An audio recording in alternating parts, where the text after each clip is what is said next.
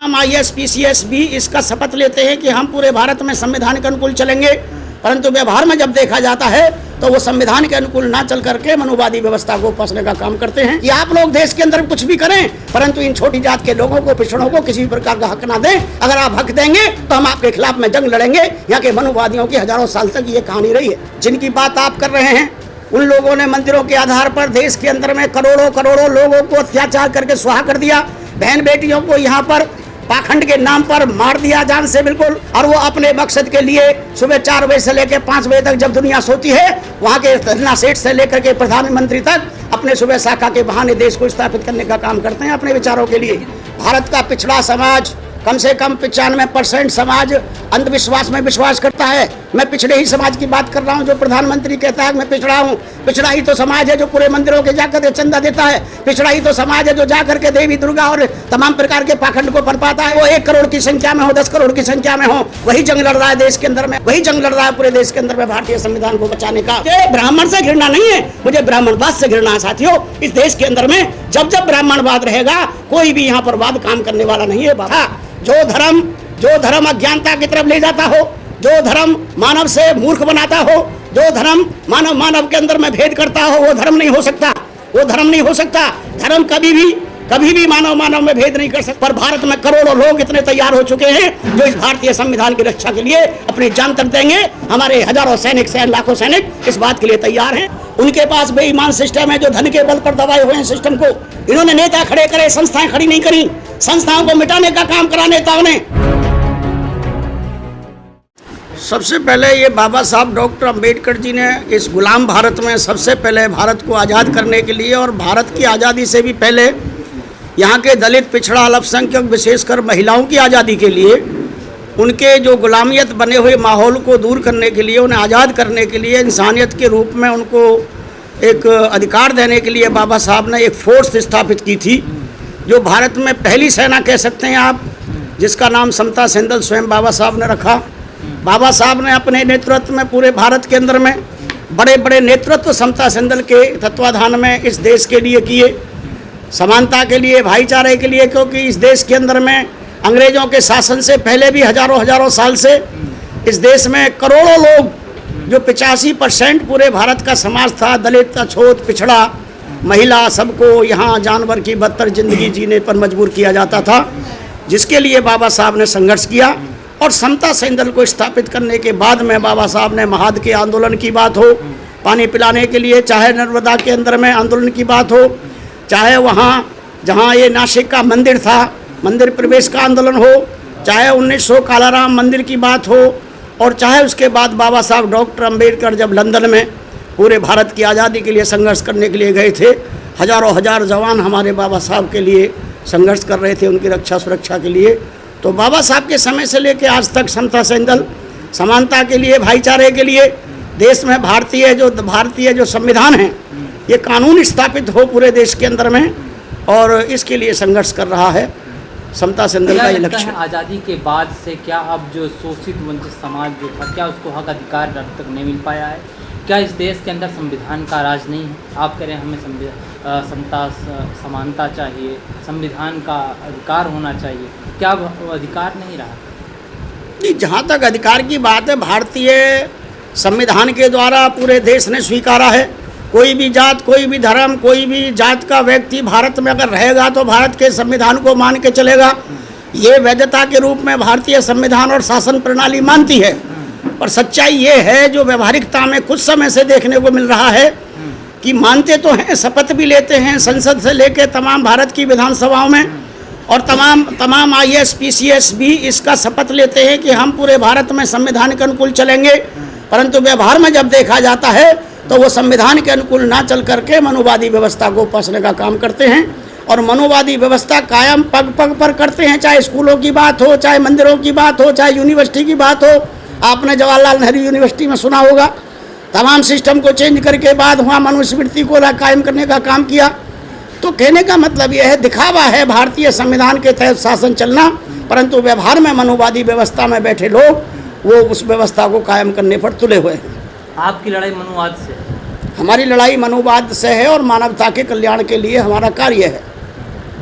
लेकिन देखा जाए एक तरफ से आरएसएस पूरे देश के अंदर सत्ता से लेकर के तमाम जो कार्यप्रणाली है तमाम चीज़ों पर वो अपना औचित्य जमा चुकी है, और ऐसे बड़े संगठन के साथ ये समता दल कैसे लड़ पाएगा और उसे कैसे आज़ाद हो पाएगा? समता सैनिक दल बाबा साहब डॉक्टर अंबेडकर ने जब स्थापित किया उससे हजारों साल पहले से जिन आप आरएसएस की बात कर रहे हैं तो नाम दिया आरएसएस, केवल सच तो ये है कि हिंदूवादी व्यवस्था हजारों साल से कायम थी।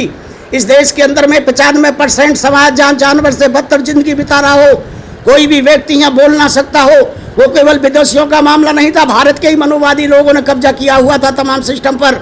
कम से कम आज इतना तो है कि हर व्यक्ति बोल सकता है, लड़ सकता है यहाँ इस देश के अंदर में, और वो केवल बाबा साहब डॉक्टर अंबेडकर के संघर्ष और उनके बताए हुए संविधान के अधिकार के आधार पर लड़ता है। क्योंकि हजारों साल तक जो समाज प्रताड़ित बना के रखा हो, तमाम विदेशियों के लोगों को, चाहे मुगल हों, चाहे फ्रांसीसी हों, चाहे अंग्रेज हों, उन लोगों तक को भी प्रभावित करने का काम किया कि आप लोग देश के अंदर कुछ भी करें परंतु इन छोटी जात के लोगों को, पिछड़ों को किसी भी प्रकार का हक ना दें। अगर आप हक देंगे तो हम आपके खिलाफ में जंग लड़ेंगे। यहाँ के मनुवादियों की हजारों साल तक ये कहानी रही है। लेकिन जो मौजूदा प्रधानमंत्री हैं वो खुद कहते हैं कि मैं पिछड़ी जाति से आता हूँ, ओबीसी समाज से आता हूँ और गरीब का बेटा हूँ, और कहते हैं सबका साथ, सबका विकास, सबका विश्वास और सबके प्रयास की बात करते हैं। देखिए साहब, समता सैनिक दल कथनी करनी में विश्वास करता है, जो कहता है वो करता है। जिनकी बात आप कर रहे हैं उन लोगों ने मंदिरों के आधार पर देश के अंदर में करोड़ों करोड़ों लोगों को अत्याचार करके सुहा कर दिया, बहन बेटियों को यहाँ पर पाखंड के नाम पर मार दिया जान से बिल्कुल। तो ऐसे लोगों की जो आप बात कर रहे हैं, चाहे वो प्रधानमंत्री हो, चाहे कहीं भी किसी प्रकार के पीठासीन हो, वो लोग कहते कुछ है करते कुछ हैं। उनका एजेंडा यहाँ पर विषमतावादी व्यवस्था को कायम करना है, पाखंडवाद को कायम करना है, पूंजीवाद को कायम करना है, और वो अपने मकसद के लिए सुबह 4 बजे से लेकर 5 बजे तक जब दुनिया सोती है, वहाँ के धरना सेठ से लेकर के प्रधानमंत्री तक अपने सुबह शाखा के बहाने देश को स्थापित करने का काम करते हैं अपने विचारों। भारत का पिछड़ा समाज, कम से कम 95% समाज अंधविश्वास में विश्वास करता है। मैं पिछड़े ही समाज की बात कर रहा हूँ। जो प्रधानमंत्री कहता है मैं पिछड़ा हूँ, पिछड़ा ही तो समाज है जो पूरे मंदिरों के जाकर के चंदा देता है, पिछड़ा ही तो समाज है जो जाकर के देवी दुर्गा और तमाम प्रकार के पाखंड को पनपाता है। चंद मुट्ठी पर अंबेडकरवादी लोग, चाहे वो 1 करोड़ की संख्या में हो, 10 करोड़ की संख्या में हो, वही जंग लड़ रहा है देश के अंदर में अंबेडकरवाद का और कानून का, वही जंग लड़ रहा है देश में विज्ञानवाद का, वही जंग लड़ रहा है पूरे देश के अंदर में भारतीय संविधान को बचाने का। सच मायने में पिछड़ा वर्ग जो है वही हिंदूवाद का पोषक है।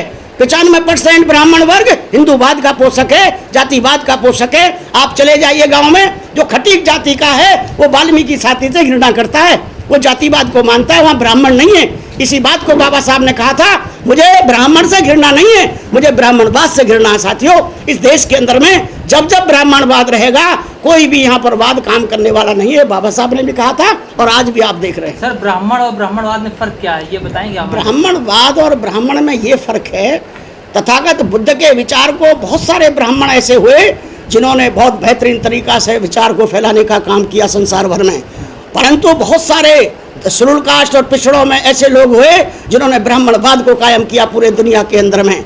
इसलिए जात का मतलब किसी व्यक्ति से नहीं है, वो संस्कार ब्राह्मणों में भी हो सकते हैं और वो संस्कार शेड्यूल कास्ट के लोगों में भी हो सकते हैं। एक ही समाज, एक ही परिवार में पैदा हुए 4 भाई जो बाबा साहब को भी मानते हैं और दूसरा व्यक्ति ब्राह्मणवाद को भी मानता है।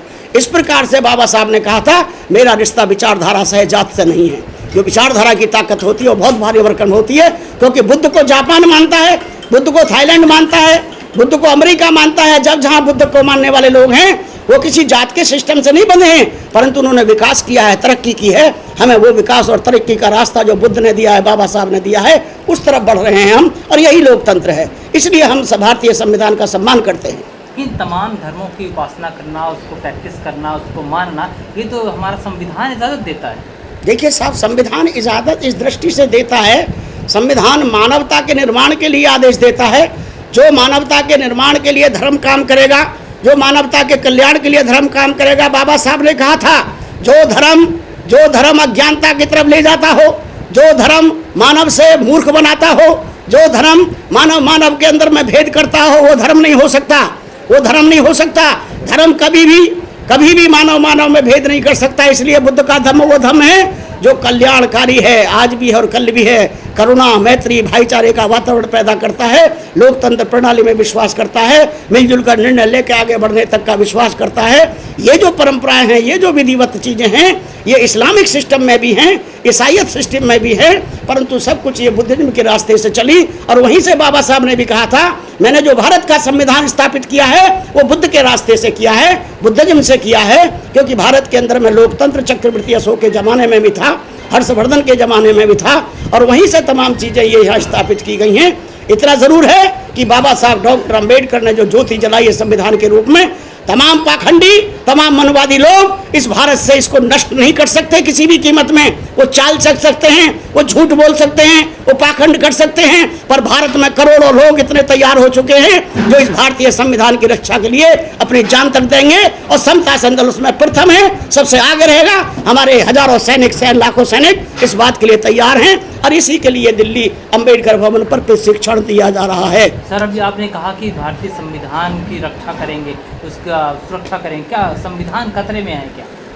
देखिए, कोई भी घर परिवार के अंदर में जहाँ लोग लापरवाही से सो जाएं और वहाँ सोना हीरा रखा हो तो और ऑटोमेटिक जाएगा, उसमें किसी चोर का क्या दोष है। ठीक उसी प्रकार से भारत के संविधान के संचालन करने के लिए जो बाबा साहब ने कहा था कि जब चलाने वाले लोग ही खराब होंगे तो संविधान कितना ही अच्छा क्यों ना सही, तो वो किसी भी कीमत में काम बढ़िया नहीं कर सकता। अगर चलाने वाले लोग अच्छे हैं और संविधान कैसा भी है तो भी देश के अंदर में अच्छाई कायम होगी। इसलिए हम तमाम अच्छे लोग बनाने का काम कर रहे हैं भारत में। संविधान की सुरक्षा, समाज की सुरक्षा, खासतौर से बहन बेटियों की सुरक्षा के लिए समता संदल पूरे भारत में ट्रेनिंग देने का काम कर रहा है। आज केवल दिल्ली में ट्रेनिंग नहीं है, अभी महाराष्ट्र के अंदर में जहां बाबा साहब ने महाद के तालाब का जंग लड़ा, वहां हजारों सैनिक हमारे बाबा साहब के भीमराव अंबेडकर जी के जो पौत्र हैं, आदरणीय भीमराव अंबेडकर जी जो सुप्रीम कमांडर हैं भारत के, उनके नेतृत्व में वहाँ पे हजारों सैनिकों ने ट्रेनिंग ली है। अभी की बात है ये 23, 20 और 19-20 मार्च की। इतना ही नहीं, अभी जहाँ महू बाबा साहब का स्थल है वहाँ भी ट्रेनिंग दी जा रही है जवानों को, और पूरे भारत के तमाम स्टेटों में जो हमारे कमांडर आ रहे हैं, यहाँ कल सबको निर्देशित किया जाएगा। बाबा साहब के पोते भी आ रहे हैं, हमारे बीच में भारत के तमाम प्रतिनिधि आ रहे हैं, केवल इस बात के लिए कि हम राजनीति के क्षेत्र से ही दुनिया को नहीं सुधार सकते, सामाजिक क्षेत्र में सामाजिक आंदोलन से हम लोग एक मजबूत भारत बना सकते हैं। इस तरफ समता संदल काम कर रहा है। सर, मेरा एक सवाल है, जो वर्तमान में अभी एक मूछे रखने के ऊपर एक हत्या हुई है ऐसी कम्युनिटी के एक लड़के की, युवक की, उस पर क्या कहेंगे? देखिए साहब, वर्तमान समय बिल्कुल मूछ रखने की बात हो, मंदिर में एंट्री करने की बात हो, या कहीं किसी के सामने चौपाड़ में बैठने की बात हो, यहाँ तक कि चरपाई पे बैठने तक के भी लोगों को काटा जाता है, मारा जाता है पूरे भारत के अंदर में। ये हमने भी और आपने भी पूरे गांव-गांव में देखा है जात के कारण से। इसका एकदम निदान ये है कि जहाँ पर हमारा समाज रहता है वहीं पर हमको शक्ति निर्माण करनी होगी। शक्ति निर्माण का कार्य जो बाबा साहब के कारण से, बाबा साहब के द्वारा इन लोगों ने, आरएसएस के लोगों ने जो ग्रांट किया, जो लिया, जो प्राप्त किया, सुबह की शाखा लगाने का काम मेहनत कश लोगों का है। धन्ना सेठों के बस की बात नहीं है तो सुबह उठ करके शाखा लगा देंगे। इसलिए हमारे मौलिक काम में आता है कि हम जब दुनिया सोए, हमारे भारत में 5 लाख गांव हैं तो 5 लाख शाखा शुरू पूरे भारत में हो जानी चाहिए। जब 5 लाख शाखा हमारे भारत में समता संदल की सुचारू रूप से संचालित होंगी, सुबह 5 से 6 तक एक एक शाखा में 100 जवान या 50 जवान होंगे तो हमारे करोड़ों जवान खड़े हुए होंगे। हमारा एक गांव के जो 50 जवान हैं वहाँ जवाब दे देंगे उस अत्याचारी को, क्योंकि अत्याचार खत्म करने के लिए हमें स्थानीय स्तर से ताकत खड़ी करनी होगी। केवल भाषण देने से, केवल बात कह देने से, केवल बोल देने से काम चलने वाला नहीं है। हमें जमीन में जाकर के, लोगों के बीच में जाकर के संगठन को खड़ा करना होगा। ऐसा हम अपील करते हैं आपके माध्यम से, पूरे भारत के लोगों से अपील करते हैं, चाहे वो किसी भी जाति, समूह और धर्म के लोग हैं, भारतवासी जितने भी भारत के लोग हैं, भारत से बाहर भी दुनिया में जो मानव कल्याण के लिए काम कर रहे हैं, हम समता संदल की तरफ से निवेदन करते हैं, अपील करते हैं कि भारत में समता, स्वतंत्रता, न्याय पर आधारित समाज बनाने के लिए समता संदल का सहयोग करें, समता संदल को ताकत प्रदान करें। आपका भाई आपकी बहन की रक्षा करे ना करे, पर समता संदल का जवान आपकी बेटी की रक्षा करेगा, बहन की रक्षा करेगा, ये हम गारंटी देते हैं। यहाँ पे ये तमाम चीज़ें ये हम आपके माध्यम से संदेश देना चाहते हैं। एक आखिरी सवाल सर, ये समता संघ एक तरफ से आरएसएस पूरे देश के अंदर एक संगठन के माध्यम से अपने जो ताकत मजबूत की है, क्या लगता है समता सैनिक दल लोगों को जो अपने इस शाखा के जरिए क्या संदेश देता है, क्या क्या मैसेज देता है? समता सैनिक दल ठीक उसकी तरीका से जैसे एक दीपक छोटा सा होता है, परंतु वो 1000 गुने अंधियारे को दूर करने में सक्षम और ताकतवर होता है। जैसे कि एक ईमानदार व्यक्ति हजारों बेईमानों से कहीं ज़्यादा ताकतवर होता है। उनके पास बेईमान सिस्टम है जो धन के बल पर दबाए हुए हैं सिस्टम को। आप देखते होंगे भारत का तमाम धनपति लोग पूरे सिस्टम पर काबिज है, और इस सिस्टम को आज से नहीं है कि केवल आज से हो गया या 10 साल से या 100 साल से, हजारों साल से इस सिस्टम पर काबिज हैं पूरे तरीके से। हम तो धन्य हैं, हम तो बाबा साहब को नमन करते हैं। अगर बाबा साहब भारत में नहीं आते तो इन धन्ना सेठों को यहाँ वोट का अधिकार, गरीब को वोट का अधिकार, मेहतरानी को वोट का अधिकार और रानी को वोट का अधिकार नहीं देते तो किसी भी कीमत में एक दूसरे के पूरक नहीं बनते। इसलिए हमें भरोसा है भारतीय संविधान पर, हमें भरोसा है भारत के लोगों पर, हमें भरोसा है मानव में विश्वास करने वाले लोगों पर। समता सैनिक दल पूरी ताकत के साथ विरोध करेगा और ताकत के साथ तमाम जातिवादी लोगों को परास्त करने का काम करेगा। ये हम विश्वास करते हैं, भरोसा करते हैं। सर, आर्थिक स्तर पर हमारा समाज किस तरीके से मजबूत बनेगा, इसके लिए कोई रणनीति तैयार करें? देखिए सर, हमें सफलता नहीं मिली। आर्थिक रूप से या शैक्षणिक रूप से या सामाजिक रूप से तभी मजबूत किया जा सकता है समाज जब इंस्टीट्यूशन खड़े हों। एक व्यक्ति कितना ही बड़ा ताकतवर क्यों ना बने, यहाँ सबसे बड़ी कमी ये रही इस तंत्र में। भारत के अंदर में जो दलित समाज है, शेड्यूल कास्ट है, पिछड़ा है, इन्होंने नेता तो बनाए परंतु इंस्टीट्यूशन नहीं बनाए। इन्होंने नेता खड़े करे, संस्थाएं खड़ी नहीं करी। संस्थाओं को मिटाने का काम करा नेताओं ने, चाहे वो रिपब्लिकन पार्टी हो या भारतीय बौद्ध महासभा। समता सैनिक दल बाबा साहब के जमाने में बहुत बड़ी ताकत थी। समता सैनिक दल के सामने बड़े बड़े फन्ने खा के झुकते थे। खुद आगा खां जब बाबा साहब के साथ लंदन जा रहे थे कॉन्फ्रेंस के अंदर में, और जहाज से जब विदा कर रहे थे हमारे 2000 जवान, तब आगा खां ने कहा था बाबा साहब से, बाबा साहब आपका जो समता सैनिक दल के जवान हैं वो इतने समर्पित हैं, इतने ताकतवर हैं, इतने अनुशासित हैं कि भारत में इसका मुकाबला कोई कर नहीं सकता किसी भी कीमत में। नामो निशान नहीं था RSS का मुकाबला करने के लिए। परंतु बाबा साहब के जाने के बाद में बाबा साहब के विचार के जो नेता थे, बाबा साहब के मेहनत और कुर्बानी से जो नेता बने, वो लोग एक हाथ से अपना पेट भरते रहे, दूसरे हाथ से वो लोग अपने समाज की सेवा नहीं कर सके किसी भी कीमत में। सच तो ये है कि बाबा साहब के बनाए हुए संगठनों को बर्बाद करने का काम किया। हम तमाम जो उनकी बाद की पीढ़ी के लोग हैं ये कोशिश कर रहे हैं। बाबा साहब के पोते भीमराव अंबेडकर जी की अध्यक्षता में, मेरे खुद पहल के साथ में आदरणीय भंडारे जी और भारत के तमाम जितने भी हमारे गणमान्य लोग हैं, सब कोशिश कर रहे हैं कि बाबा साहब हम किसी व्यक्ति को धनवान बनाए न बनाए, पर आपकी बनाई हुई संस्थाओं को पूरे भारत में ताकतवर बनाएंगे। समता सैनिक दल को लाखों और करोड़ों की संख्या में बनाने का काम करेंगे। हमें मिटना है तो मिट जाएंगे, परंतु संगठन को खड़ा करेंगे। ऐसी पद्धति, ऐसी नीतियों पर हमने चलना है, और ऐसा चलने के लिए हमने व्यक्ति को सलाम नहीं करना, हमने नीतियों को सलाम करना है, हमने ध्वज को सलाम करना है, हमने परंपराओं को सलाम करना है, हमने नियमावली को सलाम करना है, उन्हीं को हमने वजूद को देना है, उन्हीं को ताकत देना है साथियों। और हम एक उसकी तरीका से कि मिटा दे अपनी हस्ती को, बगैर मर्तबा चाहता है दाना खाक में मिलकर गुले गुलजार रहता है। हम तमाम लाखों सैनिकों को मिटना है और समता सैनिक दल को भारत में खड़ा करना मजबूती के साथ में, ये हमारा संकल्प है। जय भीम, जय भारत, जय